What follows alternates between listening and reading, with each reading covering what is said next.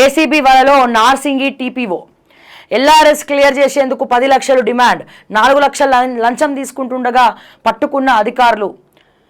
అంటే నేను ఏమంటున్నా, ఓకే యాంటీ కరప్షన్ బ్యూరో, శభాష్ యాంటీ కరప్షన్ బ్యూరో అని చెప్పి నేను మీకు సెల్యూట్ కొడుతున్నా, చాలా సంతోషం.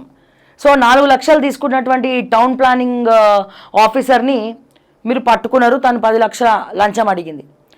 కానీ మన రాష్ట్రంలో ఎంతోమంది ఐఏఎస్లు ఇదే నార్సింగ్ ఏరియా పరిధిలో ఈ ఆదిత్య కన్స్ట్రక్షన్స్ తర్వాత ఏదైతే మాల్ కట్టి నాలా డైవర్షన్ చేసినారో దానికి పర్మిషన్లు ఇచ్చినటువంటి ఇరిగేషన్ ఆఫీసర్లను, ఏఈలను, డిఈలను ఎందుకు ఎరగవేయరు? వెస్టర్న్ కన్స్ట్రక్షన్స్లో అమ్ముడుపోయినటువంటి అధికారుల మీద యాంటీ కరప్షన్ బ్యూరో ఎందుకు ఛార్జ్షీట్ ఫైల్ చేయదు? ఎందుకు రెడ్ హ్యాండెడ్గా పట్టుకోరు?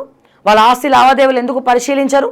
అండ్ అట్లాగే సంగారెడ్డి ఆర్డీఓ రవీందర్ రెడ్డి మీద ఎందుకు దృష్టి పెట్టరు? ఈ రోజున గిరిజన రైతుల భూములు అడ్డమైన వాళ్ళతో చేతులు కలిపి లంచగొండిగా మారినటువంటి రవీందర్ రెడ్డి ఆస్తుల చిట్టా బయట పెట్టండి. అట్లాగే అమీన్పూర్ ఎంఆర్ఓ సంగతి ఏంది?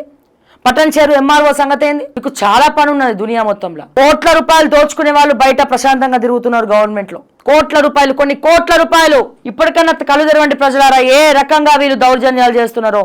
మరి ఇటువంటి వాళ్ళని హైడ్రా ఎందుకు పట్టించుకోదు? కేవలం కొన్న వాళ్ళకేనా శిక్ష? అమ్మినోడికి శిక్ష లేదు, పర్మిషన్లు ఇచ్చినోడికి శిక్ష లేదు, పర్మిషన్లు ఇచ్చినోడికి సంతకాలు పెట్టినోడికి శిక్ష లేదు, కానీ కొనుక్కున్న వాడికి మాత్రం శిక్ష.